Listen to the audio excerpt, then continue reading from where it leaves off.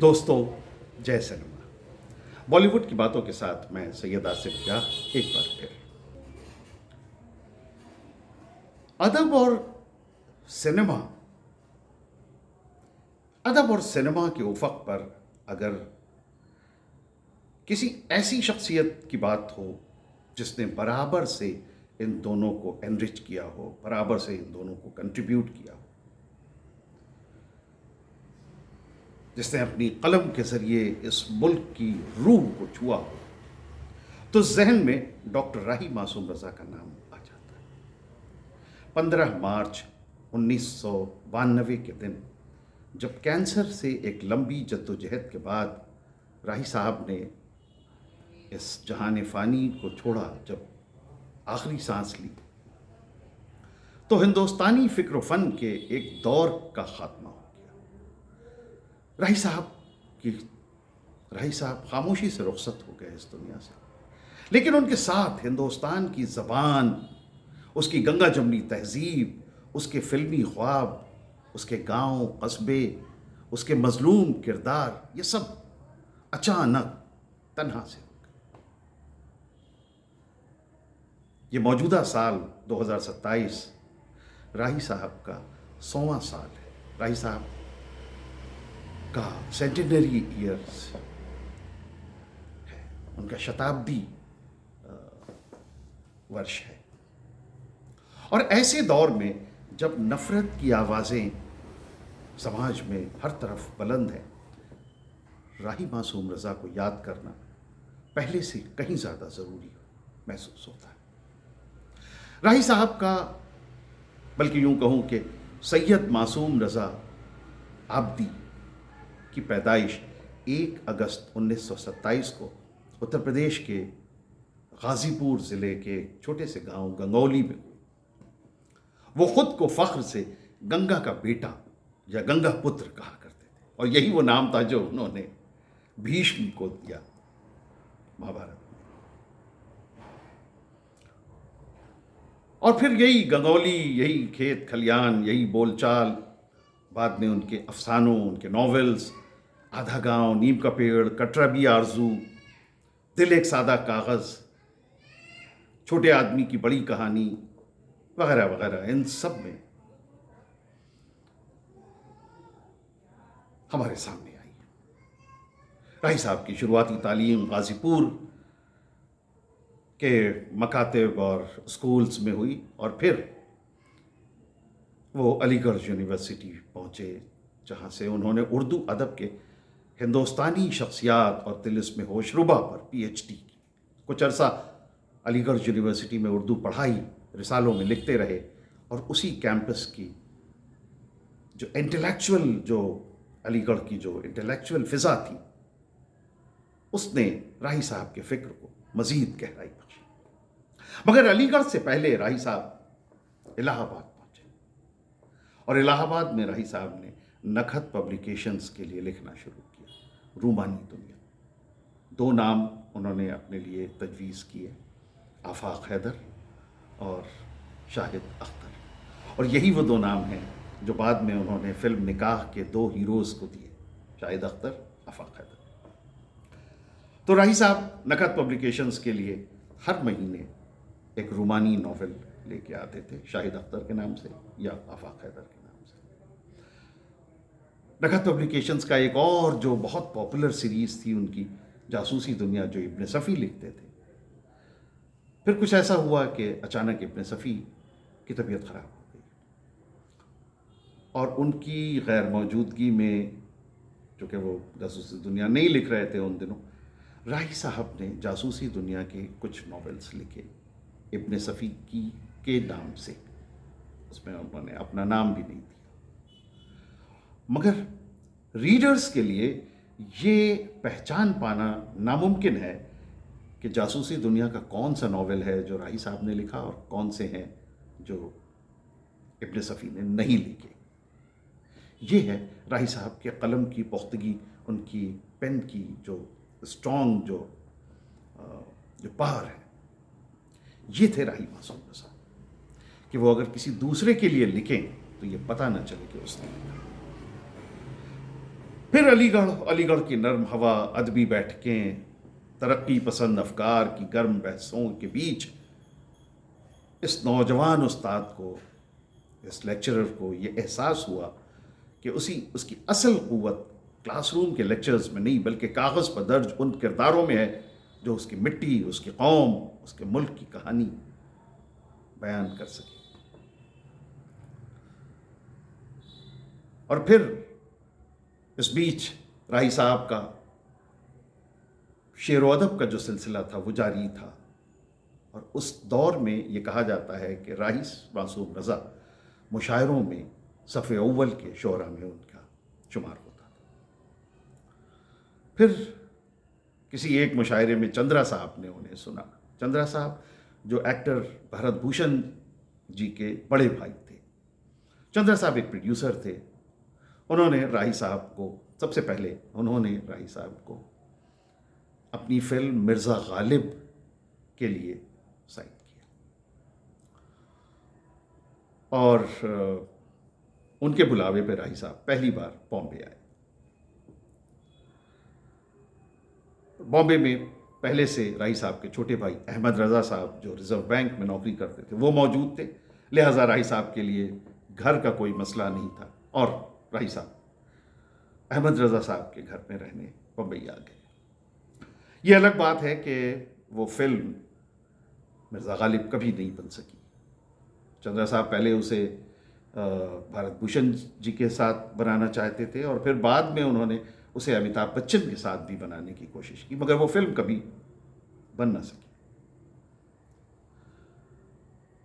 راہی صاحب فلموں میں ہاتھ پیر مارتے رہے، دوسری جگہوں پہ انہوں نے اسٹرگل کیا، اور اس اسٹرگل کے دوران انہوں نے film producer, director, actor Joginder کی ایک فلم ان کو ملی اور وہ انہوں نے لکھی۔ یہ راہی صاحب کے قلم کے کمال تھا کہ جوگندر جو سی گریڈ اور ڈی گریڈ اور پتہ نہیں کون سے گریڈ کی فلمیں بنانے کے لیے مشہور تھے، ان کی وہ فلم جو راہی صاحب نے لکھی وہ سلور جبلی، فلم کا نام تھا بندیا اور بندوق، اور پھر راہی صاحب نے کبھی پیچھے مڑ کر نہیں دیکھا۔ حالانکہ ایک اور بات یہ ہے کہ بندیا اور بندوق کے لیے راہی صاحب کو کوئی پیسے نہیں ملے، جو ان سے پرومس کیے گئے تھے وہ پیسے کبھی ان کو نہیں ملے، مگر خیر بات پیسوں کی نہیں تھی، بات کام کی تھی، اور راہی صاحب کو کام چاہیے تھا۔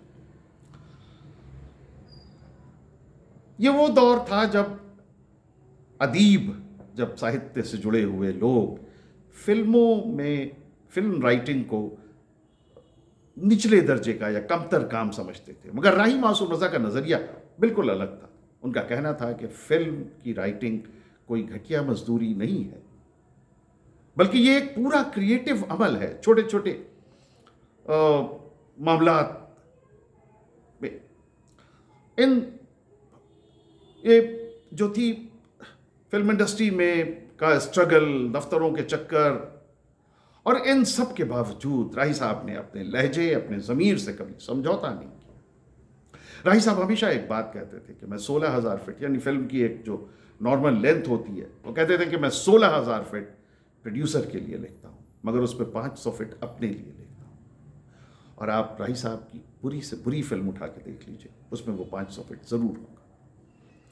70 اور 80 کی دہائی میں ہندوستانی سینما میں راہی صاحب کا نام چمک کر سامنے آیا۔ میں تلسی تیرے آنگن کی، ملی، طوائف، گولمال، قرض، جدائی، لمحے، پرمپرا، آئینہ، ناچے میوری، اور ساؤتھ کی بہت ساری فلمیں، 300 سے زیادہ فلموں کے لیے راہی صاحب نے اسکرپٹ یا ڈائلاگز یا سٹوریز لکھی۔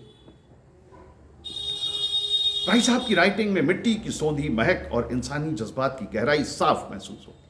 میں تلسی تیرے آنگن کی، طوائف اور لمحے کے لیے راہی صاحب کو فلم فیئر ایوارڈ، لمحے کے لیے انہیں پوسٹھیومس ملا۔ شہرت یافتہ فلم رائٹرز کی جوڑیاں جیسے سلیم جاوید کے دور میں بھی راہی صاحب کا نام بڑے احترام سے لیا جاتا تھا فلم انڈسٹری۔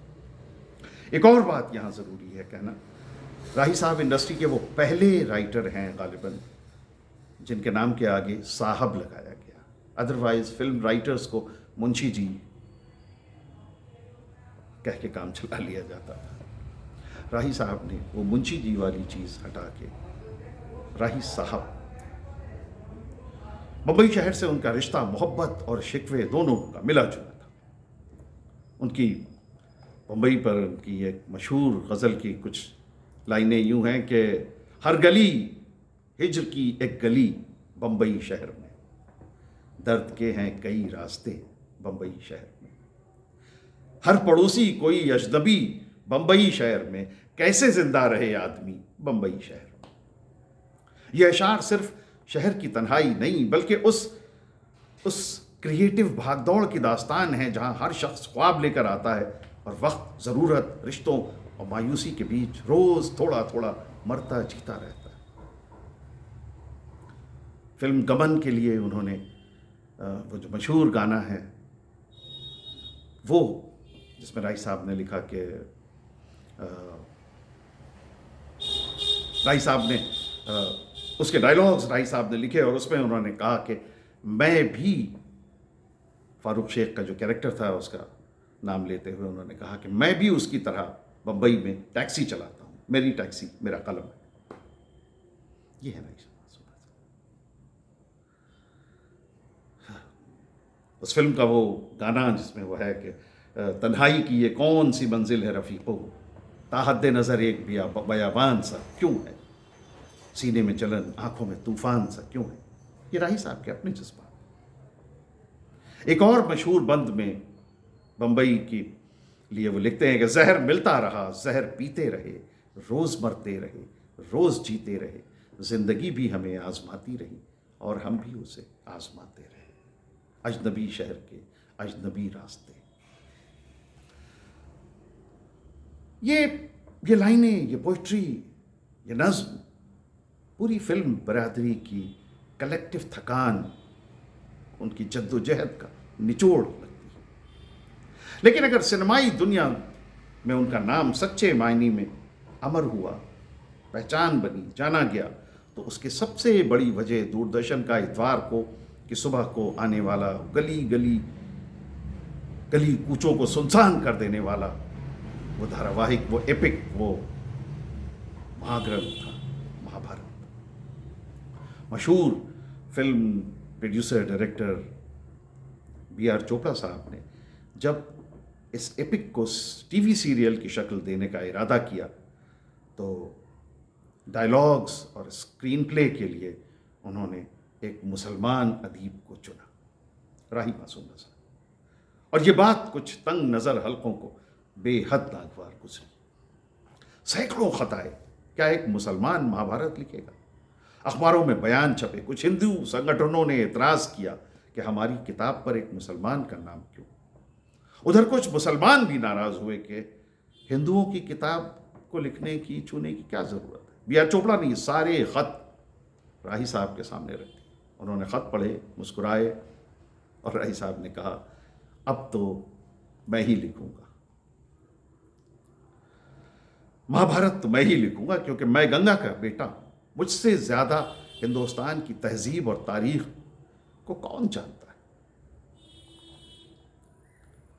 اور یہیں سے وہ عملی طور پر مہابھارت کے آدھنک وید ویاس بن گئے، یہ ان کو ٹائٹل ملا۔ راہی صاحب نے پتا شری، ماتا شری، بھراتا شری جیسے الفاظ عام ہندوستانی زبانوں پہ چڑھا دیے جو آج بھی روزمرہ کے محاوروں کا حصہ ہیں، اور یہ راہی صاحب کی دین ہے۔ اس کے پہلے ہندو اسکرپچرز میں یا کہیں بھی پتا شری، ماتا شری کے یہ ٹرمز کہیں نہیں ملتے۔ مہابھارت کی رائٹنگ کے دوران راہی صاحب نے مہابھارت کے مول گرنتھ کی الگ الگ جو ایڈیشنز ہیں اس کو 100 سے زیادہ بار الگ الگ زبانوں، الگ الگ ورژنز میں، ہندی، انگریزی، سنسکرت، فارسی، اردو میں پڑھا۔ ان کا یقین تھا کہ گیتا صرف مذہبی کتاب نہیں بلکہ پوری مہابھارت کا نچوڑ ہے، اور اسے لکھنے کے لیے وہ دوبارہ علی گڑھ جا کر خاموش پرسکون ماحول میں بیٹھے۔ مہابھارت کی کامیابی کا عالم یہ تھا کہ اس کی ٹی آر پی 80-86% تک پہنچ گئی۔ اتوار کی صبح سڑکوں پر کرفیو لگ جاتا، مندروں کے آنگن بھر جاتے تھے، لیکن ہر گھر کے اندر کرشن، ارجن، بھیشم، द्रौपदी یہ سب راہی معصوم رضا کی زبان میں بولتے نظر آتے ہیں۔ آدھونک ہندوستان نے انہیں دل سے دوسرا وید ویاس کہنا شروع کر دیا، اور یہ ہندوستان کی سیکولر کریٹو روح کی سب سے خوبصورت تصویر تھی کہ ایک شیعہ سید مسلمان گنگا کے کنارے کا آدمی کروڑوں ہندو گھروں میں بیٹھ کر ان کی سب سے مقدس داستان کے الفاظ گڑھ رہا ہے۔ اسی دوران اٹل بہاری واجپئی نے ایک بیان دیا پارلیمنٹ میں، انہوں نے یہ کوشچن پٹ اپ کیا کہ مہابھارت میں کرشن کے کردار کو ٹوسٹ کیا جا رہا ہے۔ راہی صاحب نے سیدھے فون ملایا اور پوچھا کہ کیا آپ نے مہابھارت پڑھی ہے؟ واجپئی جی نے جواب میں ہاں کہا، اور راہی صاحب نے کہا کہ آپ جھوٹ بول رہے ہیں، اگر آپ نے مہابھارت پڑھی ہوتی تو آپ جیسا پڑھا لکھا آدمی ایسی بات نہ کہتا۔ اور آپ نے مہابھارت کیسے پڑھی؟ آپ کے گھروں میں تو مہابھارت کو رکھنا، اس کی کاپی رکھنا منع ہے، ورجت ہے۔ ان کی یہ شخصیت کی اصل یہ دھمک تھی، نرم دل، شاعرانہ، مگر حق کے ساتھ حق کو کہنے میں بالکل بے باک۔ ایک اور گھٹنا، راہی صاحب فلم رائٹرز ایسوسی ایشن کے ممبر تھے، اور سرکار نے ایمرجنسی کے دور میں یہ کہا کہ تمام رائٹرز سے اور تمام ایکٹرز سے اور تمام فلم انڈسٹری کے جو سیلیبریٹیز تھے ان سب سے یہ کہا گیا کہ وہ ایک ریٹن ایک کنسنٹ اپنا سرکار کو دیں کہ جب بھی سرکار کو ضرورت ہوگی وہ اس کے لیے راضی ہوں گے اور اویلیبل ہوں گے۔ ایک طرح سے یہ کہ کریٹو برادری کو سرکار اپنے لیے اویلیبل کرنا چاہتی تھی کہ جب جیسے سرکار چاہے آپ اس کا ماؤتھ پیس بنیے۔ راہی صاحب نے اس پیپر پہ سائن کرنے سے صاف انکار کر دیا۔ بعد میں راہی صاحب نے یہ کہا کہ مجھے یہ لگتا تھا کہ فلم رائٹرز ایسوسی ایشن کے آفس سے گھر پہنچنے سے پہلے مجھے اریسٹ کر لیا جائے گا، حالانکہ ایسا کچھ نہیں ہوا، مگر یہ راہی صاحب تھے فرم آن ہز بلیف۔ مہابھارت کے دوران، مہابھارت کے ایئر ہونے کے دوران راہی صاحب کو ہزاروں فین میلز ملتے تھے، دعائیں، شکریہ، محبت اور گالیاں۔ یہ سب ایک طرف گٹھروں میں بندھے رہتے تھے، لیکن ایک چھوٹا سا گٹھر جس پہ گالیاں ہوتی تھی وہ ہمیشہ الگ رکھا کرتے تھے۔ کسی نے وجہ پوچھی تو مسکرا کر بولے یہ خط مجھے حوصلہ دیتے ہیں کہ پورے ملک میں برے لوگ کتنے کم ہیں، نفرت پھیلانے والوں کی یہ چھوٹی گٹھر ہمارے پیار محبت کی بڑی گٹھر کے مقابلے میں کچھ بھی نہیں۔ سنیما کے ساتھ ان کا اصل تخلیقی قلعہ ناول اور شاعری تھی۔ آدھا گاؤں کو ہندی اردو ادب کی ایک شاندار تصنیف مانا جاتا ہے، ٹائم لیس کہا جاتا ہے۔ آدھا گاؤں کی کہانی یہ گنگولی گاؤں کی کہانی ہے۔ زمینداری خاندان، مسلمان، ان کے پڑوسی ہندو، ساجا تالاب، کھیت، تیوہار، آپسی رابطے، اور پھر 1947 تقسیم، سیاسی سازشیں، اور اچانک سب کے دلوں میں اترا ہوا شبہ اور نفرت۔ اس ناول میں ان کا بڑا ایک سوال ہے کہ اگر کسی دن گنگولی میں گنگولی والے کم اور شیعہ سنی ہندو مسلم زیادہ دکھائی دینے لگے تو گنگولی کا کیا ہوگا؟ اور دراصل یہی سوال پورے ہندوستان پر بھی لاگو ہوتا ہے۔ اگر ہندوستان میں ہندوستانی کم اور ہندو مسلم شیعہ سنی سکھ عیسائی بودھ ایٹسٹرا ایٹسٹرا زیادہ نظر آنے لگے تو ہندوستان کا کیا ہوگا؟ یہ راہی صاحب کا سوال۔ آدھا گاؤں میں انہوں نے کمیونلزم پر جو پرہار کیا وہ آج بھی اتنا ہی زوردار ہے۔ ٹوپی شکلا، نیم کا پیڑ، کٹرا بھی آرزو، دل ایک سادہ کاغذ، ہمت جون پوری، محبت کے سوا، اور 1857 کی جنگ پر لکھا ہوا ان کا ایپک 1857 کرانتی کتھا ہر جگہ ایک ہی سر بار بار سنائی دیتا ہے، مظلوم کی حمایت، ظالم پر چوٹ، اور ہندو مسلم ایکتا کی تلاش۔ ٹوپی شکلا کا ان کا مشہور جملہ آج بھی مضبوط آئینہ ہے، پیدا تو صرف بچے ہوتے ہیں مرتے مرتے وہ ہندو، مسلمان، عیسائی، ناستک، ہندوستانی، پاکستانی اور نہ جانے کیا کیا ہو جاتے ہیں۔ راہی صاحب ہندوستانی زبان کے ایک ایسے علمبردار تھے جنہوں نے زبان کی دیواریں منظور کرنے سے منع کر دی۔ وہ ٹھیٹھ ہندوستانی لوک زبان اور عام بول چال کو عزت دیتے تھے۔ اکثر کہتے کہ بھائی چارہ میں ایک بھائی ہوتا ہے اور دوسرا چارہ، لیکن آج دیکھو بھائی کم اور چارہ زیادہ بنا دیا گیا ہے۔ یہ آدھا مذاق آدھا فلسفہ ان کی شخصیت کا اہم حصہ تھا۔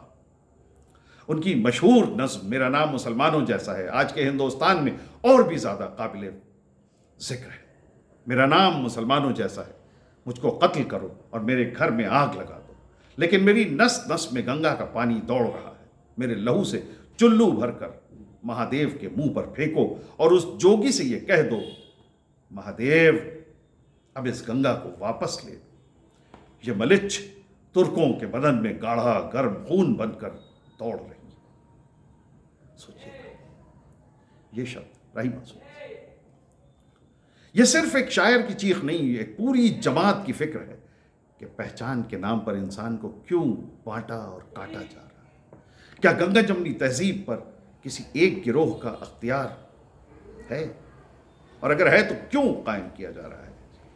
راہی معصوم رضا کی زندگی جینے کا انداز بھی ان کی لکھاوٹ کی طرح بے بات تھا۔ انہیں کینسر ہوا، ڈاکٹروں نے مشورہ دیا کہ سگریٹ چھوڑیں، شراب چھوڑیں، پرہیز کریں۔ راہی صاحب نے صاف کہا موت تو آنی ہی ہے، میں اپنی شرطوں پہ جینا پسند کروں گا۔ ان کے قریبیوں کو اکثر حیرت ہوتی کہ یہ شخص ایک ہی وقت میں دو کام کیسے کر لیتا ہے، کمرے میں سب سے گفتگو بھی اور ساتھ ہی ساتھ اسکرپٹ کا لکھنا بھی جاری۔ اور اسی لیے میں یہ کہتا ہوں کہ راہی صاحب وہ ایک لوتے دنیا کے شخصیت ہیں، راہی صاحب جن کو میں نے دیکھا ود ڈویل پروسیسر۔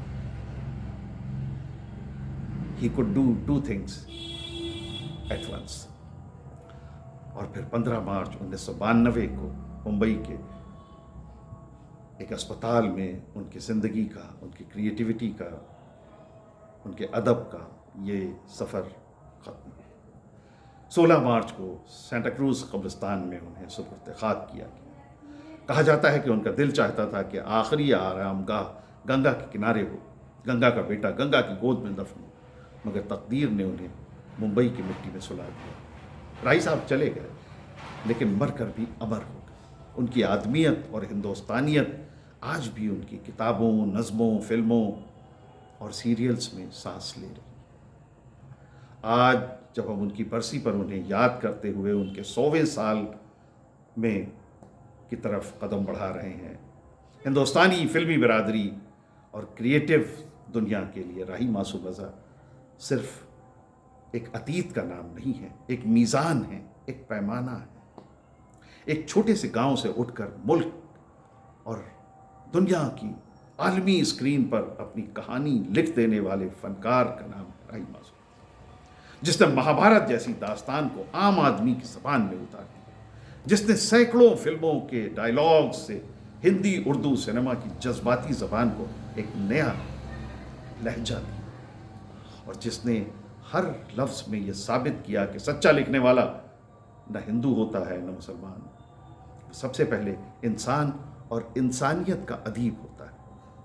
راہی صاحب نے ایک جگہ لکھا کہ زخم جب بھی کوئی ذہن و دل پر لگا، زندگی کی طرف ایک دریچہ کھولا، ہم بھی گویا کسی ساز کے تار ہیں، چوٹ کھاتے رہے، گنگناتے رہے، اجنبی شہر کے اجنبی راستے۔ شاید یہی ان کی وراثت ہے کہ ہر رائٹر، فلم ساز، اداکار، فنکار زندگی کے زخموں سے ڈر کر چپ نہ ہو جائے، بلکہ ان زخموں کو سر بنا دے، روشنی بنا دے۔ اللہ راہی معصوم رضا یا سید معصوم رضا کی روح پر رحم کرے، انہیں جنت الفردوس میں مقام دے، اور ہماری زبانوں، ہمارے فلموں، ہمارے داستانوں کو ان کی طرح سچا، بے باک اور انسان دوست بننے کی توفیق دے۔ جے سنیما، جے بالی۔